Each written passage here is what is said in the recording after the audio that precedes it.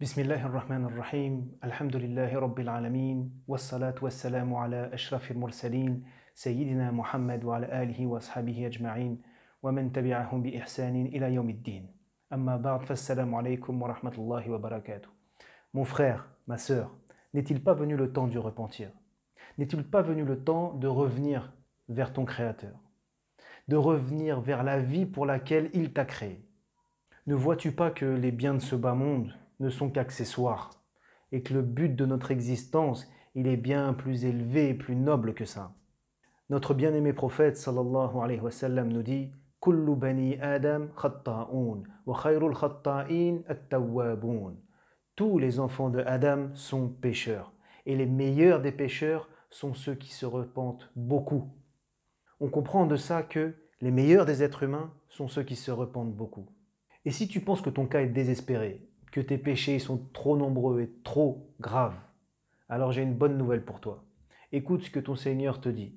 قل يا عبادي الذين أسرفوا على أنفسهم لا تقنطوا من رحمة الله إن الله يغفر الذنوب جميعا إنه هو الغفور الرحيم. Ô mes serviteurs qui ont été injustes envers eux-mêmes, c'est-à-dire qui ont beaucoup péché, ne désespérez pas de la miséricorde d'Allah. Certes, Allah pardonne tous les péchés et il est le pardonneur et le miséricordieux. Mais il te dit aussi dans le verset suivant de ne pas tarder, de ne pas remettre à plus tard se repentir. وَأَنِيبُوا إِلَى رَبِّكُمْ وَأَسْلِمُوا لَهُ مِنْ قَبْلِ أَنْ يَأْتِيَكُمُ الْعَذَابُ ثُمَّ لَا تُنْصَرُونَ.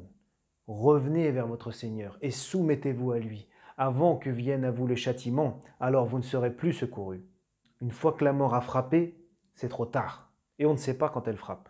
Et quelle que soit la quantité, la gravité de nos péchés, la miséricorde d'Allah, elle est plus vaste que ça. N'a-t-il pas pardonné à celui qui avait tué 100 personnes, comme notre prophète sallallahu alayhi wa sallam nous l'a dit? Plus grave que le péché encore, désespérer de la miséricorde d'Allah. Car Allah nous dit قال ومن يقنط من رحمة ربه إلا الضالون. Et qui désespère de la miséricorde de son Seigneur, si ce n'est les égarés? Il est grand temps de laver nos cœurs, de les purifier des souillures laissées par les péchés, avant qu'ils deviennent insensibles et imperméables au rappel. Il est rapporté du messager d'Allah sallallahu alayhi wa sallam Inna al-abda idha akhta'a khati'atan nukitat fi qalbihi nuktatun sawda. فإذا هو نزع واستغفر وتاب سقل قلبه وإن عاد زيد حتى تعلو قلبه وهو الران الذي ذكر الله كلا بل ران على قلوبهم ما كانوا يكسبون. Certes, le serviteur, lorsqu'il commet un péché, une tache noire est inscrite sur son cœur.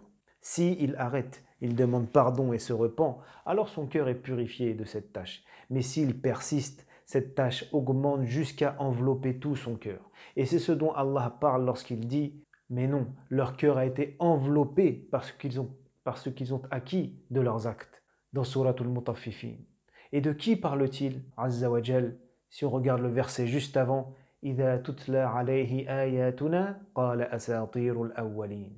Quand on lui récite nos versets, il dit « C'est des histoires pour les anciens, ça. » Ceux qui entendent le Coran, mais leur cœur y est imperméable.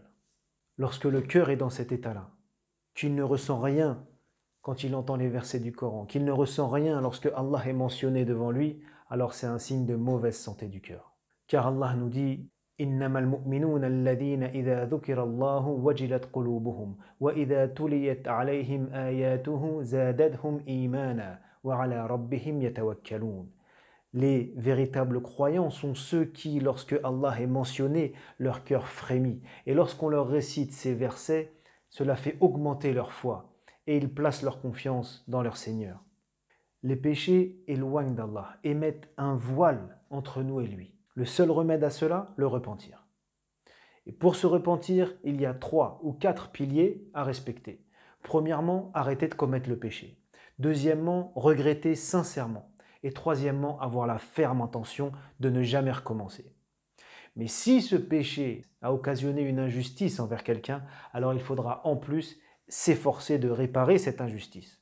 Celui qui a volé, il faudra qu'il rende l'objet volé à son propriétaire. Donc lorsqu'on commet un péché, il ne faut surtout pas attendre et directement se repentir. Et là, attention, il y a Shaitan qui va arriver. Shaitan, il va arriver et il va nous susurrer à l'oreille, mais non, te repens pas, ça sert à rien. Tu t'es déjà repenti pour ce péché et t'as recommencé. Ça serait hypocrite de faire ça. Shaitan, c'est notre ennemi. On n'écoute pas les conseils d'un ennemi.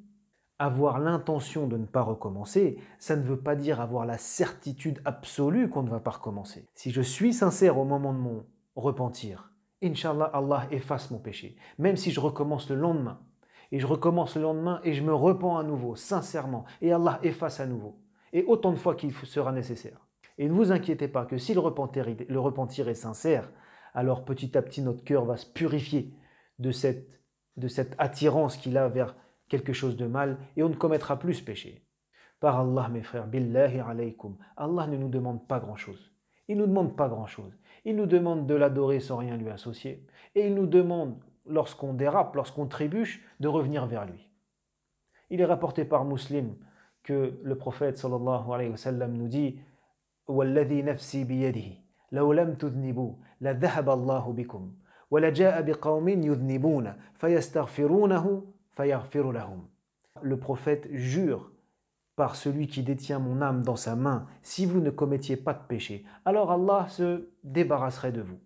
Et il ferait venir un autre peuple qui ferait des péchés, qui lui demanderait pardon pour qu'il puisse les pardonner. Repentons-nous avant qu'il ne soit trop tard. Repentons-nous avant que l'ange de la mort vienne, et là, il ne reste plus que des regrets inutiles. Et quelle meilleure occasion que le mois de Ramadan pour se repentir, pour remettre les compteurs à zéro et repartir sur une nouvelle vie. On demande à Allah qu'il nous compte parmi les repentants et qu'il accepte notre repentir. Wa akhiru da'wana anil hamdulillahi rabbil alamin.